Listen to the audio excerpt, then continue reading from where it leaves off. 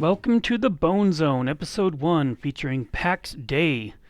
I'm going to add this to a playlist where all of these videos will be about Pax Dei, different things I figure out or I find interesting about the project, and hopefully some gameplay if I can get into alpha. We'll check it out. So first off, I wanted to go over who I am.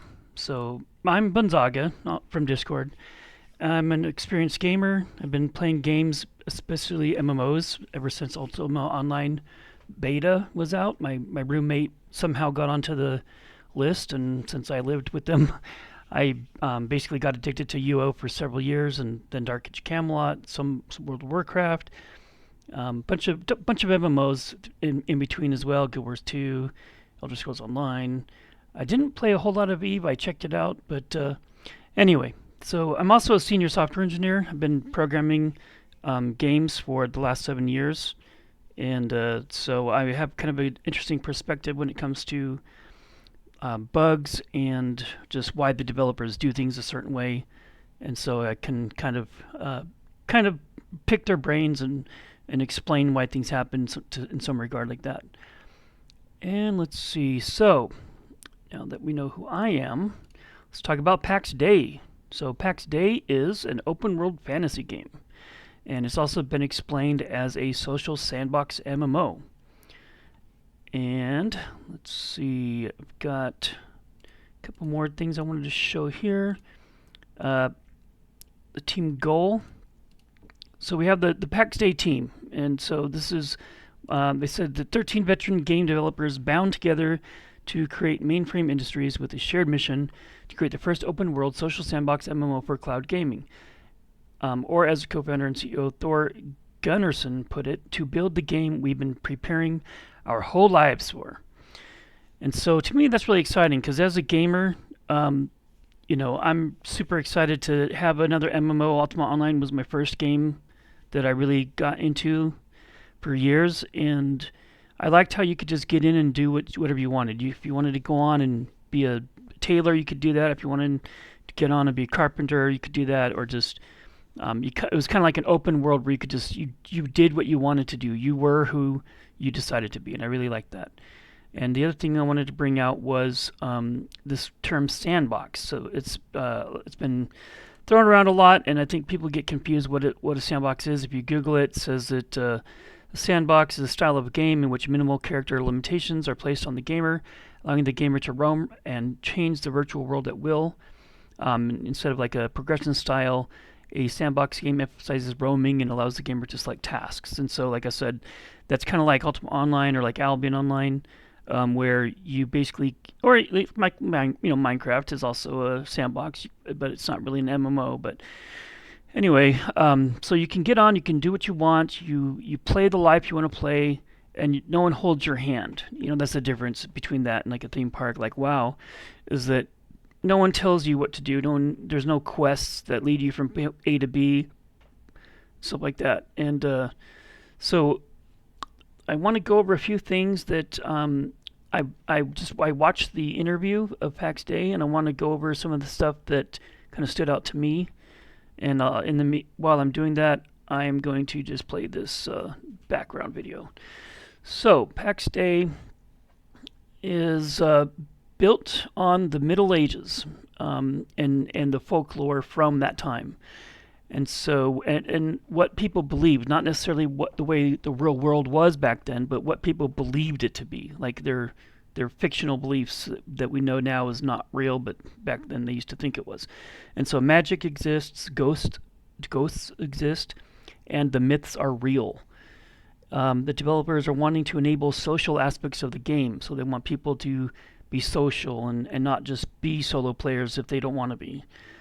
They said that there's going to be a low barrier to entry for new players, so that when a new player starts, like let's say you've been playing the game for 6 months or a year, and a new player discovers Pax Dei and they want to play, they want to have value added to that newcomer. That you're not seems like, oh, you're a noob, I don't want you to hang out with me. They want it to be that day one they can actually go in and go in a dungeon if they can get a group of people together to help them go to a dungeon. And so, or if in one of the other examples is they said that they want new players to be a commodity for guilds and existing players, so that a new player comes on, you can say, hey, here's an axe. This is how you chop a tree. This is how you put wood in the kiln. And so they want players and new players to be a commodity, which I think is really good. I think it's important that they're focusing on that now, and versus like New World kind of screwed that up a bit, to be honest, where once you started the game, I mean, once you got to end game, there's no reason to play it again. I've tried playing it a couple times. I went back to play it and just ended up not even getting through the tutorial because it just reminded me of how much I didn't like it. But so let's see. They want to allow people to play the game the way they like, and that includes like gathering, crafting, PvP, or using teleporters if you choose to use the teleporters that they have. The other thing that they said was they were focusing on the player experience, and they said that the player plays the world doesn't play the player, and they focus on the three C's: cooperation, competition, and conflict. And so the particular images that I've been displaying and clips I've been showing has been, I tried to pick out the world because I think the world is very beautiful in this game. I think the landscape is very beautiful, and I think it's going to be very exciting once we get land plots. We can go in there and build things. Either cities. They said they can grow over time. You can start with this one building, and then you get some friends to add a couple more, and then it can grow out to be a little city and eventually be a kingdom, which I think is amazing. And it'll be really interesting to see how that all plays out. If we have several large guilds that have like certain areas that they own, and if they have like marketplaces in those cities that have certain goods and that are local to that area, it'll be really interesting to see how that kind of marketplace will work. And they did mention that their entry to the game is the end game. And so when you start, like, that's the end game. There's no progression to like go from start to finish. Like, you start the game and you're just there to play the game. It's not about being led on a journey. Like, you make your journey. And there's one thing I wanted to clip from the interview, which like literally gave me chills, and I'll play that real quick. You don't start as a level 1 knight. You become the knight. You don't start as the leader of the guild of blacksmiths. You become it. And to me, that just, honestly, like, as a gamer, that just gave me chills to hear that, and to hear the passion in his voice that, you don't start as a level 1 knight, you become a knight.